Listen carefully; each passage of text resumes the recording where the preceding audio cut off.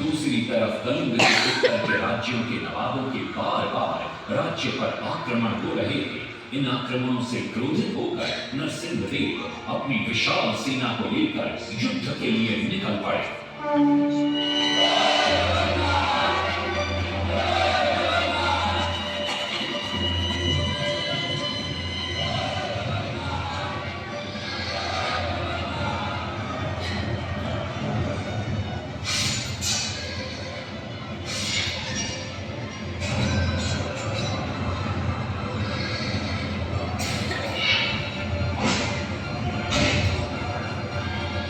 शक्तिशाली गौड़बंग के नवाबों को भी युद्ध में परास्त कर दिया और उनसे प्राप्त सारा धन अपने कब्जे में लेकर सूर्य मंदिर के निर्माण कार्य में लगा दिया।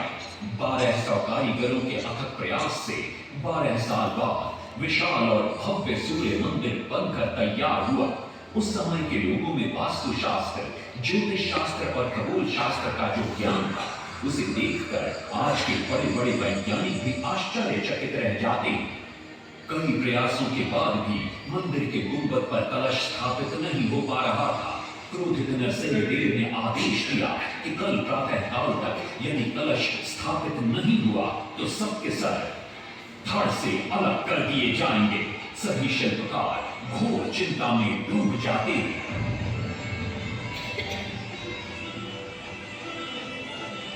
दूसरी तरफ मुख्य शिल्पकार बीसू महाराणा का 12 साल का बेटा धर्मपद सूर्य मंदिर के प्रतिरूप पर कलश बिठाकर प्रसन्न होता है और मां के सामने अपने पिता से मिलने की इच्छा व्यक्त करता है।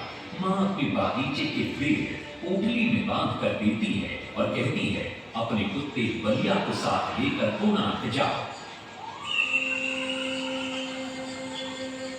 बलिया अपने मालिक को पहचान लेता है और बीसू महाराणा से निपट जाता है।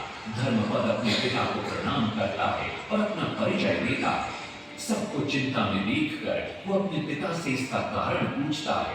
कारण जानकर धर्मपद कहता है, अगर आप आज्ञा दें तो मैं मंदिर के गुंबद पर कलश स्थापित कर सकता हूं। शिवेर सांतरा धर्मपद को अनुमति दे देती। धर्मपद गुंबद पर चढ़ जाता है और कुछ ही समय के प्रयत्न के पश्चात वो कलश को स्थापित करने में सफल हो जाता है। गुंबद पर कलश स्थापित होते ही नीचे गर्भगृह में चारों दिशाओं में लगे चुंबकों के आकर्षण से सूर्य महाप्रभु की मूर्ति शून्य में स्थापित हो जाती है। सब धर्मपद को कंधे पर बिठाकर खुशी से नृत्य करने लगते। तभी कुछ कारीगर इसका विरोध करते हुए कहते हैं, अगर सुबह राजा को ये पता लग गया कि इस बच्चे ने कलश को स्थापित किया है तो किसी का बचना संभव नहीं है।